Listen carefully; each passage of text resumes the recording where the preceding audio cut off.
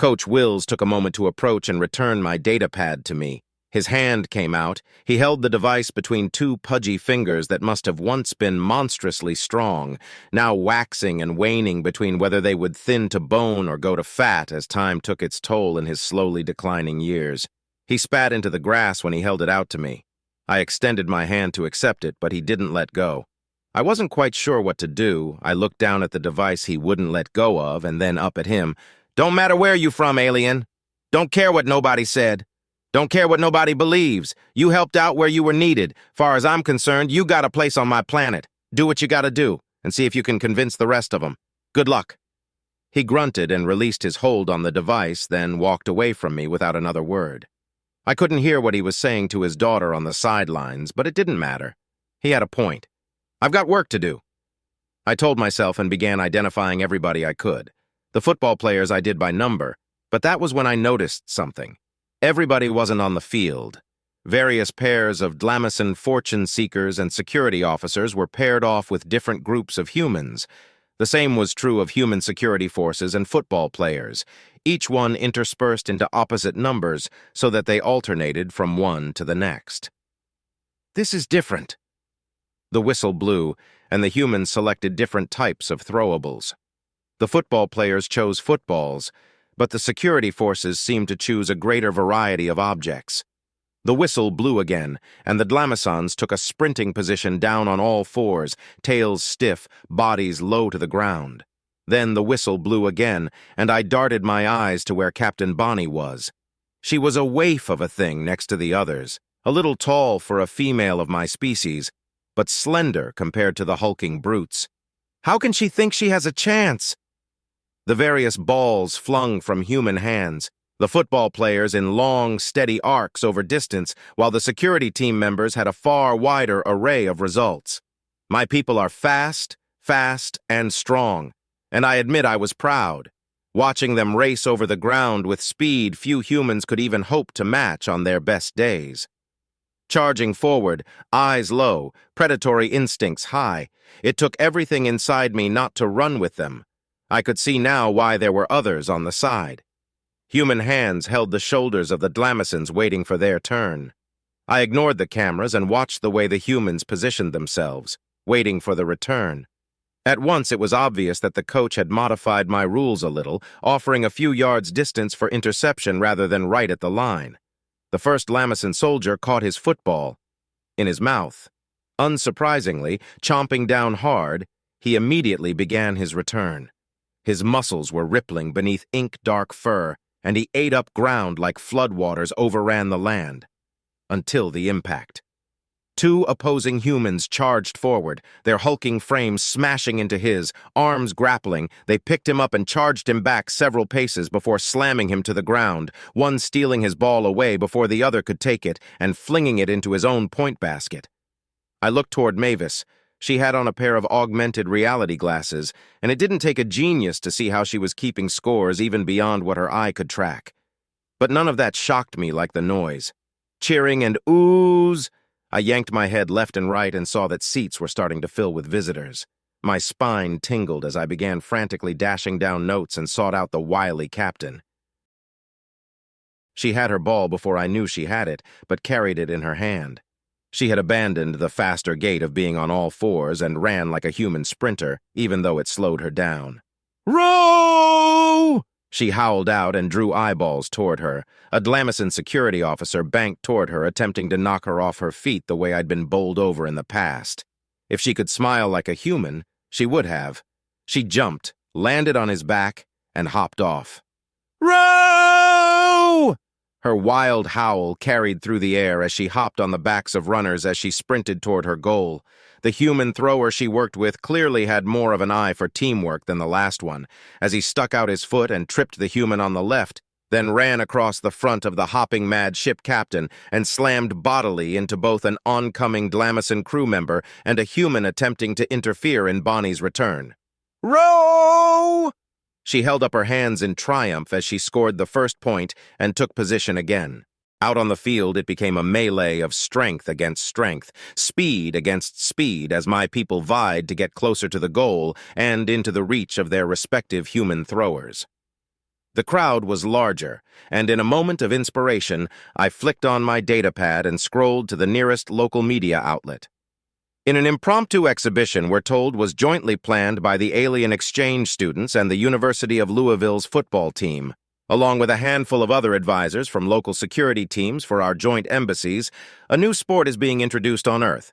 On site with us, we have someone closer to the inventor of this new sport who is able to tell us a little bit about it. The camera panned over, and I saw, of all people, Fove. "Miss Walker, what's this sport called?" "Ballyball. It was invented by Bailey, the student staying with us," she said and waved at the camera. "Hi, Bailey. Sorry I couldn't be there to watch." She gave a big, toothy grin, and the young reporter quickly moved on to the next question. "And why was it invented?" the reporter asked, while behind them we could see the screening of the live play taking place as Byron sacked a Dlamison security officer and knocked the ball free. "So we'd have something to play together. See, you can only play a proper game of ballyball with aliens and humans playing to our strengths. They're faster, we're more flexible, and we're both," she made to flex a bicep, "really strong.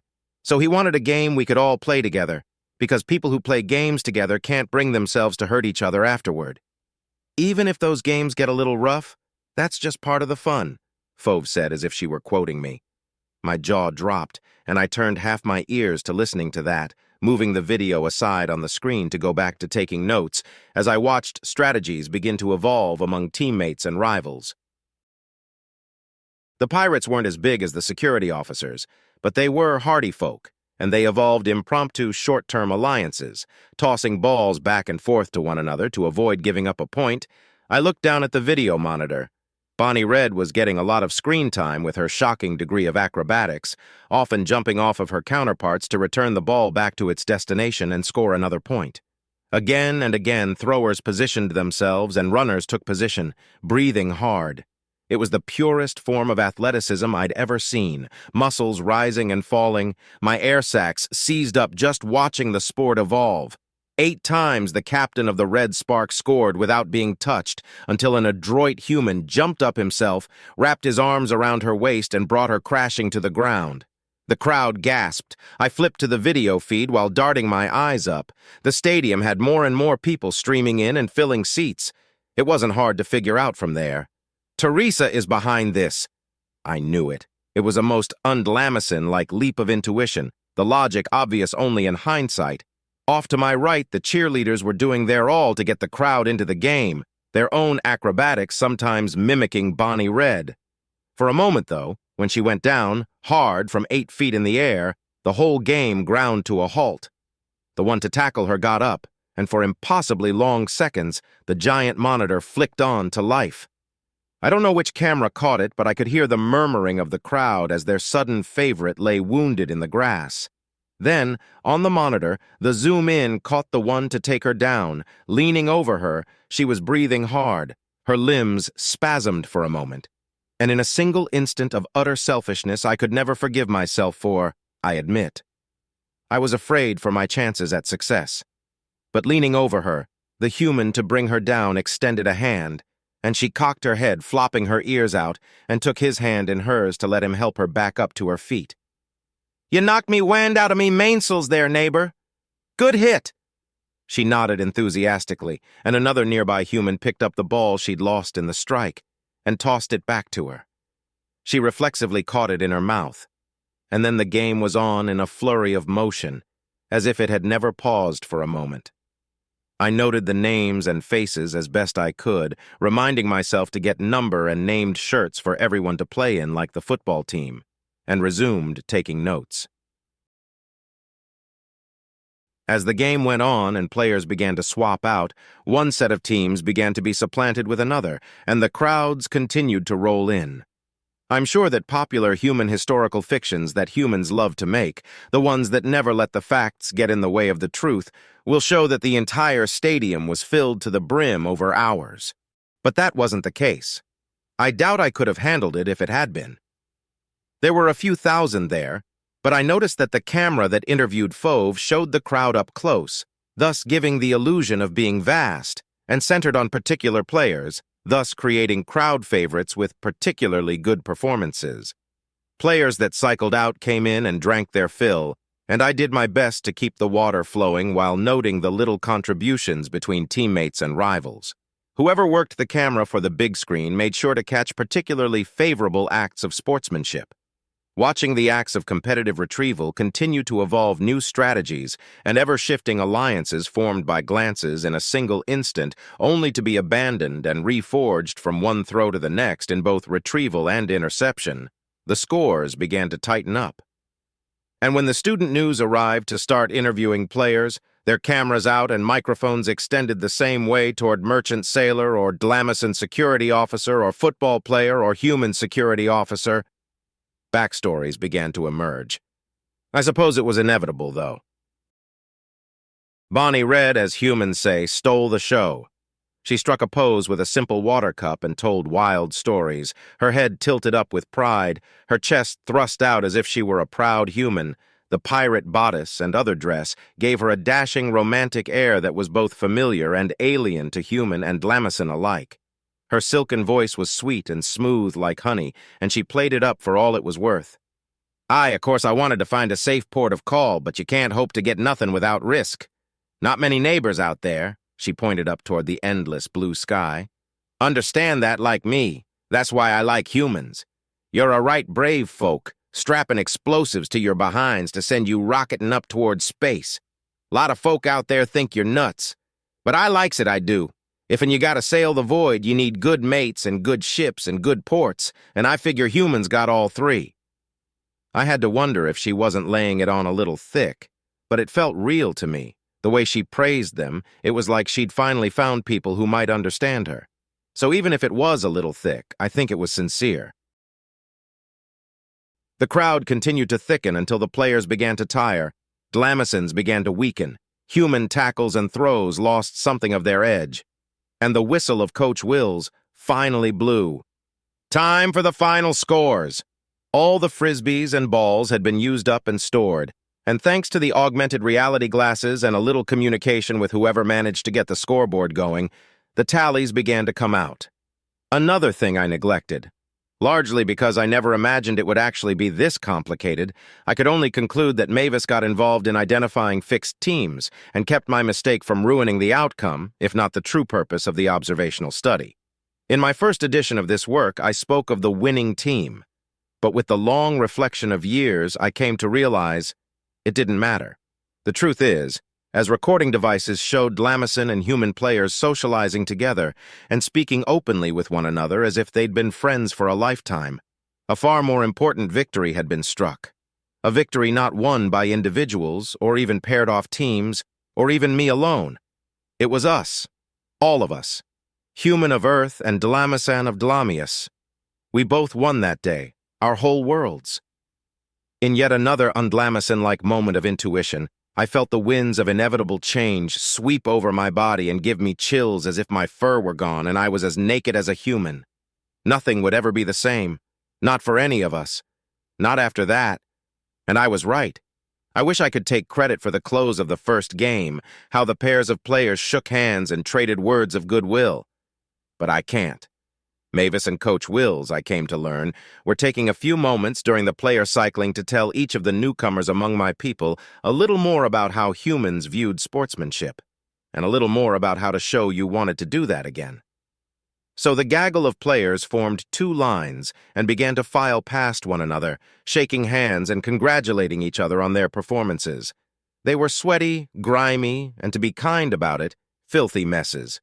Humans sported bruises, and Captain Bonnie had earned herself an eye that now needed a patch at least temporarily, and she was less sore than most. The bruised-up humans definitely stank to the stars. Humans smell absolutely rancid when they sweat. It was enough to make me wonder if this was an evolutionary defense against predation, something to look into later. I don't think the no-biting rule needs to exist.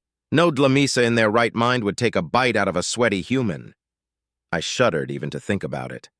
Stench aside, it was a resounding success, and the spark of competitive spirit was lit in the very best of ways. Lisa, in a moment of what I can only call pure inspiration, approached the bins where the balls and frisbees were sitting, waiting to be loaded back up and taken to the Walker house, and began to hold them up one by one. "Souvenirs for our friends from beyond the stars!" she shouted, and began tossing them over to the sailors, who immediately locked their limbs and chased after them one by one. Lisa, if I did not make this clear, was of the sort of humans that were considered nearly universally to be beautiful, and she was in the flower of her youth. She clearly knew it, and played to it when the cameras were on her, chucking one after another toward a select Dlamacon officer or sailor and getting them to run one last time. It was pure spectacle, but nobody cared, except perhaps the one to catch whatever was thrown. Unsurprisingly, Captain Bonnie, when her turn came, did as she did during the game, and blended the all-fours running with something close to human gymnastics, rising from 4 legs to 2 for the final leap and snatching a frisbee out of the air in her jaws with a gracefulness that a human ballerina would have envied. She landed with a pirouette and held the disc in the air like a prize before sauntering back to the others. She kept the head tilt look on her face. It struck me as manipulative to do that. She learned somewhere, probably from movies, that humans liked that expression on our race for some reason. I suppose I have no right to complain, whether you manipulate someone for a minute or an hour, or do with one person or 9 billion, manipulation is manipulation. And I was confident she meant no harm. She was just trying to win them over. The truth was, looking back, I was no different. I did believe in the work we were doing, the study I was performing. But my motivation, I was driven by my own desires, my own wants. I just didn't want to leave my humans, and the only thing that wasn't secondary to that was my academic integrity. But even that? I look back at that now as a half-formed joke. It wasn't motivated by some lofty ideals, but by the realization that I would put my humans in danger if shoddy work studying their species ultimately led to a breakdown in relations that were only just barely beginning at the time. After each of the bins were emptied, she had 1 tennis ball left and held it up. Most of the Dlamacons held their prizes in their mouths, but the fact that they got theirs didn't stop them from eyeing the one in Lisa's hand. "And hey!" she shouted. "One for the water boy that made all this happen!" She then threw the ball in my direction, and I didn't even hesitate. I jumped mostly straight up, caught it in my mouth, and I did say mostly straight up. That mostly took me over the middle of the table where gravity worked its mischief, and I came crashing down, landing on my back and sending the table toppling to the ground with cups going every which way. My fur was drenched, but I didn't care. I'd caught the ball after all.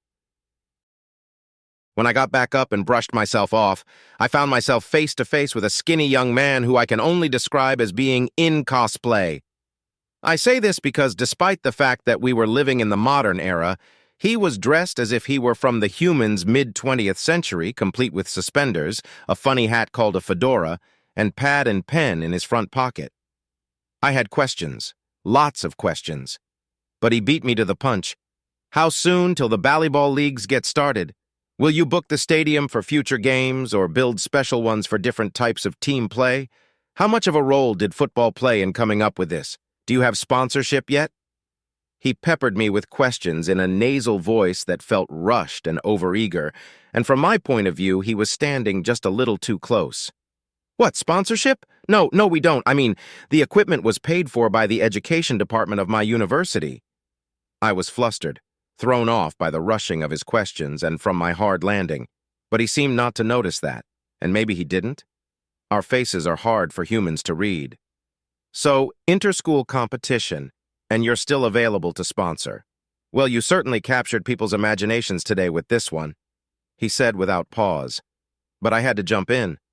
"What are you talking about?" I asked, and rubbed my head where I'd bumped it after landing on the table. His voice changed, and he pulled the microphone back, suddenly sounding a lot less like an old-timey reporter. He whispered, "Dude, you're trending." He held out his mobile device and thumbed through things. "Play it up," he whispered. "This could be my big break. All those devices?" It hit me all at once. Nobody had ever seen this game before, and humans talked a lot. Some told some more who told some more. The ones who showed all had devices that streamed whatever they pointed them at to audiences everywhere. Louisville was an intercultural amalgam of a city. The University of Louisville was a hub of education for numerous different humans from around the world. All of them had their social followers and channels where they put out whatever, and then Just what did Fauve suggest that Teresa do? What were these work assignments recently? So many questions. But all I could do was go with the moment and cope with this pseudo-costumed reporter and answer him as best I could. He probably would have talked all 8 of my ears off, but before he could manage to make even one fall free of my skull, I was saved. Lisa's hand on his shoulder got his attention. He looked over and saw her pretty bright eyes and a smile I knew he had to find charming. She tilted her head and said, "I'm afraid we need to borrow him for a bit."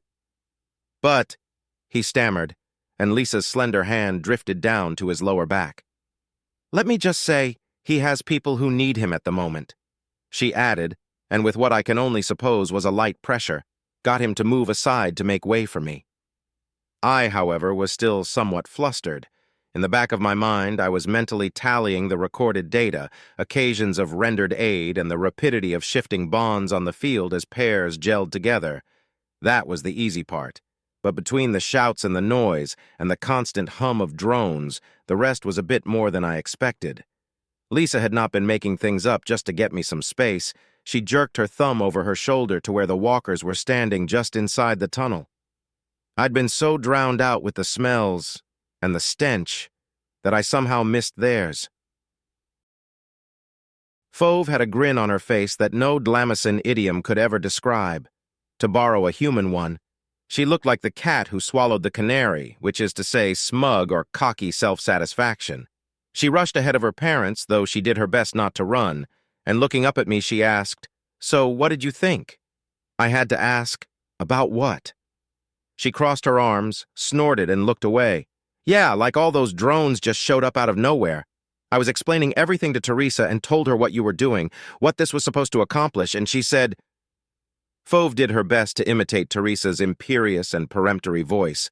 "You can't come to me with a story like that and expect to do nothing with it. Half of media relations is being ahead of everybody else. The other half is controlling what everybody sees when they finally catch up to you." She cleared her throat and resumed her normal speaking voice. "So, anywho, she made a few calls to some popular D-bloggers, you know, the drone bloggers like the ones who showed up at the house before—" My tail stiffened and ceased its wagging motion. No, it's fine. They just chase stories. And the first interplanetary sporting event?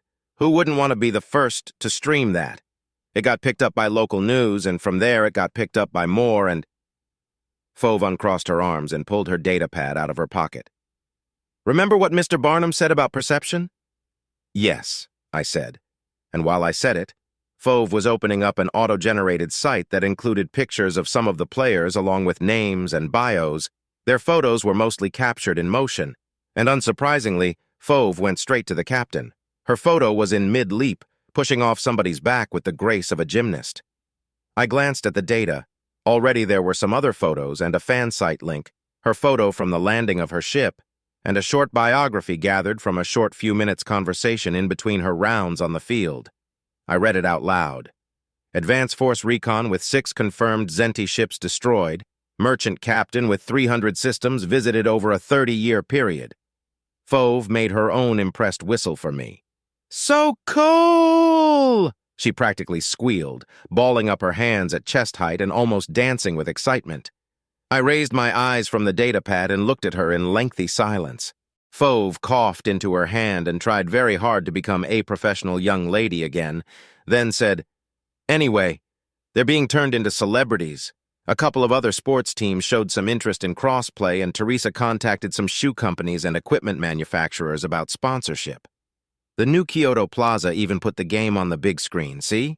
she asked, and tapped on the screen to show a video of someone videoing the crowd and the giant screen on the tower. "Teresa says that everybody is a pacifist when peace is profitable." Fauve relayed the words of her mentor, and I couldn't really argue. So anyway, I helped out as much as I could. She lowered her eyes a little. "Sorry I didn't tell you. I thought if I did, you might tell me not to." "Better to ask forgiveness than permission?" I asked, and she gave me a little nod. Her eyes welled up. "I know you think your experiment, your study is enough, but I couldn't do nothing." She bit her lower lip to stop it from quivering. "I figured if everybody on my world wanted you to stay as much as I did, we did. Maybe it would make it easier to convince your university not to make you go away." I wondered how long it would take me to get used to the volatile emotional states of human children. But the truth was, she might have expected me to be upset, or angry, or flustered. But I couldn't be. A couple of humans with a handful of volunteers ignited a firestorm of interest in a sport, just to keep one alien earthbound?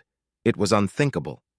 Unthinkable, wonderful, and to be honest, a little bit scary, but most of all, wonderful. I hadn't said it loud enough for her to hear me over the still fading tumult, so I answered her another way.